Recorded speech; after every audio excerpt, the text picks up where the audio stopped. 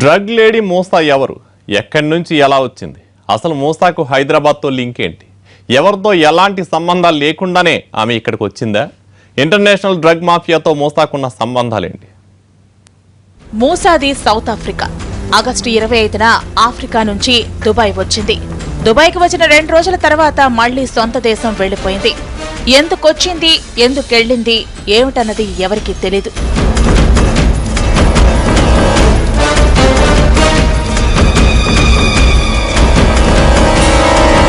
మళ్లీ ఆగస్టు 27న తిరిగి దుబాయ్ వచ్చింది మూసా. 2 రోజుల పాటు ఇక్కడే స్టే చేసింది. ఇంతకీ ఈ సమయంలో ఆమె ఎక్కడుంది, ఎవరిని కలిసింది, ఏం చేసింది అన్నది సస్పెన్స్.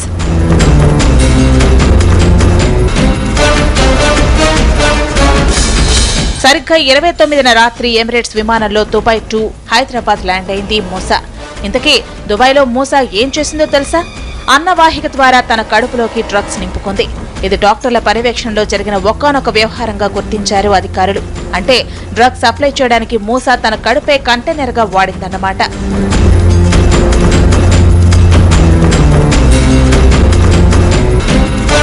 మూసా భారీ ఎత్తున డ్రగ్స్ సప్లై చేస్తూ ఉంటుంది. ఒక హైదరాబాదే కాదు, మూసా సౌత్ ఆఫ్రికా నుంచి దుబాయ్తో పాటు ఇతర అరబ్ దేశాలకు డ్రగ్స్ సరఫరా చేస్తోందని అంచనా వేస్తున్నారు. 1 కాదు 2 కాదు, ఆమెపై ఇప్పటికే బోలెడు కేసులు.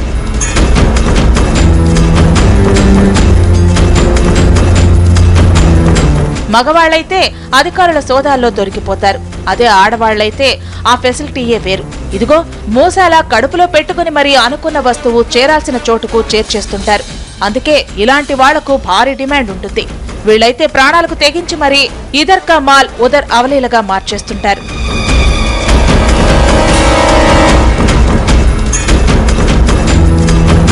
మూసాకు Dubai, South Africa drug mafia గ్యాంగులతో సంబంధాలున్నట్టు చెబుతున్నారు అధికారులు. అంతేకాదు ఇండియాలో కూడా ఆమెకు డ్రగ్ మాఫియాతో లింకులున్నట్టు అంచనా వేస్తున్నారు. అందుకే గతంలో పట్టుబడిన కొందరు స్మగ్లర్లతో మూసాకేమైనా సంబంధాలున్నాయా అన్న కోణంలో ఆరా తీస్తున్నారు. డ్రగ్ స్మగ్లర్ను ఎలా పట్టుకుంటారు? వీళ్లను పసిగట్టడంలో అధికారులు ఎలాంటి మెథడ్స్ వాడుతుంటారు? స్మగ్లర్లు ఎంతగా తెగిస్తుంటారు ఎందుకని? వీళ్లకొచ్చేదెంత, పోయేదెంత? ఈ ఆపరేషన్ ఎలా సాగుతుంది? ఇటు నుంచి అటు, అటు నుంచి ఇటు కోట్లకు పడగలెత్తే వ్యాపారం చేసే కేడీలు. అలాగని వీళ్ళు ఇలాగే ఉంటారని చెప్పడానికి ఉండదు. అందరిలాగానే సూటు బూటు వేసుకుని కనిపిస్తారు.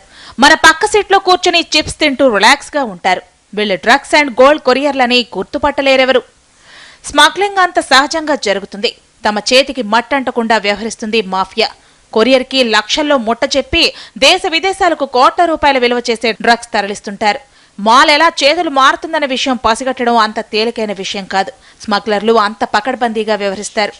డ్రగ్ మాఫియా మొత్తం అండర్ గ్రౌండ్ లో ఉండి తన కార్యకలాపాలు సాగిస్తుంది. వీళ్ల ఉనికి పసిగట్టడం అంత తేలికైన పని కాదు. ఎక్కడో కూర్చుని దేశ విదేశాల్లో ఆపరేషన్లు చేస్తుంటారు. ఇంటర్నేషనల్ ఎయిర్పోర్ట్లే వీళ్ల మెయిన్ టార్గెట్. అలా శంషాబాద్ ఎయిర్పోర్ట్ స్మగ్లర్ల అడ్డాగా మారింది.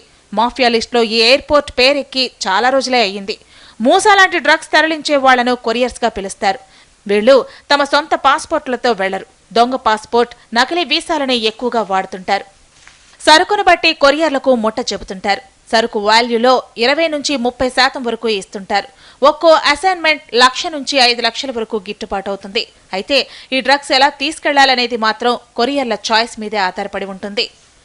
ఈ స్మగ్లింగ్ లో రిస్క్ కొరియర్లదైతే ఫలితం మాఫియాది. గోల్డ్ కన్నా డ్రగ్ స్మగ్లింగ్ లోనే ప్రమాదం ఎక్కువ. ఒకసారి డ్రగ్ కేసులో ఇరుక్కుంటే ఇక వాళ్ల కెరీర్ అక్కడితో ఖతం. అంత తేలిగ్గా వదిలిపెట్టరు. డ్రగ్ స్మగుల్ చేస్తూ పట్టుబడిన వాళ్లను ఏ దేశంలోనైనా సరే అంత కఠినంగా శిక్షిస్తుంటారు.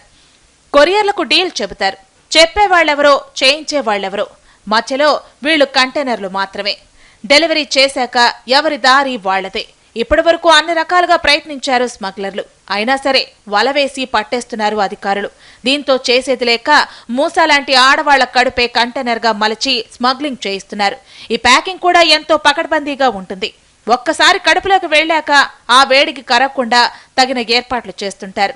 ఒక్కో డ్రగ్ ప్యాకెట్ కొన్ని లక్షల రూపాయల విలువ చేస్తుంది. 10 గ్రాముల కొకైన్ 5 నుంచి 10,000 రూపాయల విలువ చేస్తుంది. పొట్టలోకి వెళ్లిన డ్రగ్ ప్యాకెట్ 12 నుంచి 24 గంటలు మాత్రమే ఉంటుంది. ఎక్కువసేపు ఉంటే ప్యాకెట్ కరిగిపోతుంది, లేకుంటే పగిలిపోతుంది. దీంతో కొరియర్ల ప్రాణాలకే ప్రమాదం ఏర్పడుతుంది.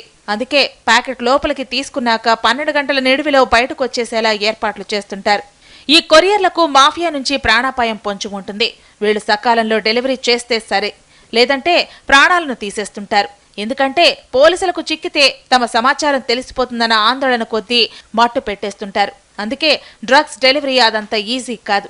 చావుతో చెలగాట మాటమే అనడంలో అనుమానమే లేదు. దుబాయ్ నుంచి హైదరాబాద్కి మూసా పెద్ద మొత్తంలో డ్రగ్స్ తెచ్చింది. ఈ డ్రగ్ డెలివరీ ఎక్కడ? దుబాయ్లో మాలిచ్చిన వాళ్లెవరు? ఇక్కడ డెలివరీ తీసుకోనున్న వాళ్లెవరు? హైదరాబాద్ వీఐపీలు ఎవరైనా ఇందులో ఇన్వాల్వ్ అయి ఉన్నారా? బేసిక్ గా హైదరాబాద్ డ్రగ్ దందా నైజీరియన్లే ఎక్కువ చేస్తుంటారు. కాబట్టి ఇందులో వీళ్ల హస్తం ఏదైనా ఉందా అన్న ప్రశ్నలకు సమాధానం తెలియాల్సి ఉంది. ఫోకస్ లో మరో షార్ట్ బ్రేక్.